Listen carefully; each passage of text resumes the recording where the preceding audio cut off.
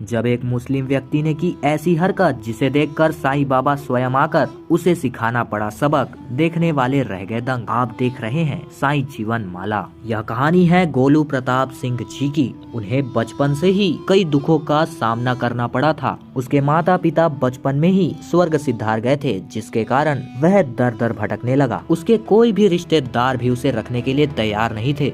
इसके बाद वह सड़कों पर काम के लिए दर दर घूमने लगा। एक दिन रियाज नाम का एक मुस्लिम व्यक्ति वहां से गुजर रहा था तो गोलू उसके काम मांगने के लिए उसके पैरों पर गिर गया। रियाज ने उसे कहा, बेटा तू चिंता मत कर, तू मेरे साथ रह, मैं तुझे एक काम दिलवाऊंगा। यह सुनकर गोलू बहुत ही काफी खुश हो गया, लेकिन उसे क्या पता था कि इसके पीछे राशिद के बहुत ही गलत इरादे हैं। दोस्तों, लेकिन गोलू बचपन से ही साईं बाबा का बहुत बड़ा भक्त था। उनका मानना था कि साईं बाबा कभी भी उनके साथ बुरा नहीं करने देंगे। रियाज ने गोलू को एक अपने घर में टीन के रूम में रहने का कमरा दे दिया, जिसे पाकर वो बहुत ही खुश था। अगली सुबह रियाज ने उस लड़के को कहा कि आज से तू मेरे घर का काम करके एक और काम करेगा। गोलू ने बहुत जोर से कहा, हाँ वह सारे काम आसानी से कर लेगा। उसने उनके घर का काम करना शुरू कर दिया। कुछ दिनों बाद रियाज ने कहा, गोलू मेरे पास तुम्हारे लिए एक और काम है। तुम दिन के समय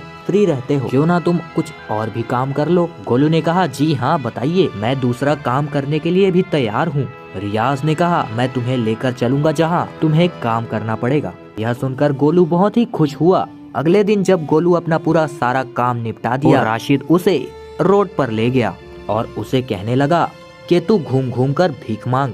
यह सुनकर गोलू को अजीब लगा। उसने कहा कि आप क्या कह रहे हो, मैं भीख नहीं मांग सकता। आपने कहा था कि आप मुझे काम दिलवाओगे। रियाज ने कहा, तू हिंदू का खून है, मैं तुझसे काम करवाऊंगा। मेरा दिमाग खराब है क्या? मेरा तो यही काम है, तुम जैसे बच्चों को पकड़ कर लाना और तुम जैसे बच्चों को सड़कों पर भीख मंगवाना। गोलू यह सभी बातें सुनकर रोने लगा। रियाज ने कहा कि अगर तूने यह बात किसी और को बताई या फिर भीख नहीं मांगी तो मैं तेरा हाथ पैर दोनों काट दूंगा। तू पूरी जिंदगी किसी भी काम के लायक नहीं रहेगा। रियाज की ऐसी बातें सुनकर गोलू काफी डर गया और भीख मांगने लगा। ऐसा गोलू ने करीब 2 महीनों तक किया। एक खास दिन, साईं जयंती के दिन, साईं बाबा के मंदिर के सामने गोलू को रियाज ने भीख मांगने के लिए बैठा दिया। तभी एक व्यक्ति आया और गोलू से पूछता है कि तुम यहाँ पर भीख क्यों मांगते हो, तुम स्कूल क्यों नहीं जाते? रियाज गोलू के सामने खड़ा हुआ था, इसीलिए वह कुछ नहीं कहा। गोलू को धूप में बैठा नहीं जा रहा था, इसीलिए वह रियाज से कहा,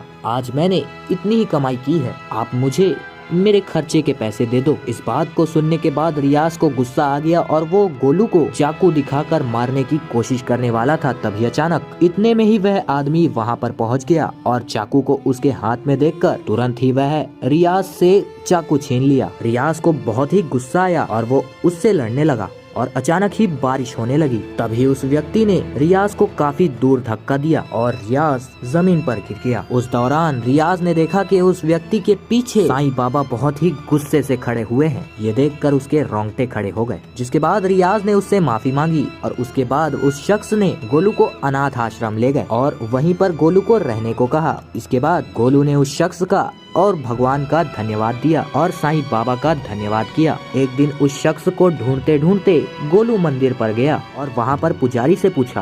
पुजारी बोला, पुजारी जी यहाँ पर एक व्यक्ति आया था जिसने साईं जयंती पर मेरी मदद की थी, मैं आज उससे मिलना चाहता हूँ। पुजारी ने हंसते हुए कहा। उन्होंने मूर्ति की तरफ इशारा करते हुए कहा, क्या यही है वो जिसने तुम्हारी मदद की है? वहाँ पर बैठे पुजारी ने बताया कि हर साईं जयंती में साईं बाबा अपने परेशान भक्तों की मदद करने के लिए आते हैं, उन्होंने ही तुम्हारी मदद की होगी। यह सुनकर गोलू हैरान हो गया और बहुत ही खुश भी था। इसके बाद गोलू हर गुरुवार को साईं बाबा के उसी रूप को देखने के लिए वहाँ पर इंतजार करने लगता है। वहाँ के पुजारी के मुताबिक वहाँ पर साईं बाबा इंसानी रूप में अपने सभी भक्तों की मदद करते हैं। आपका क्या विचार है? कमेंट करके जरूर बताएं। अगर वीडियो अच्छी लगी होगी तो वीडियो को लाइक, शेयर एंड सब्सक्राइब जरूर कीजिएगा। हम लेंगे अगली बार एक नई खास वीडियो के साथ। तब तक के लिए बहुत बहुत धन्यवाद।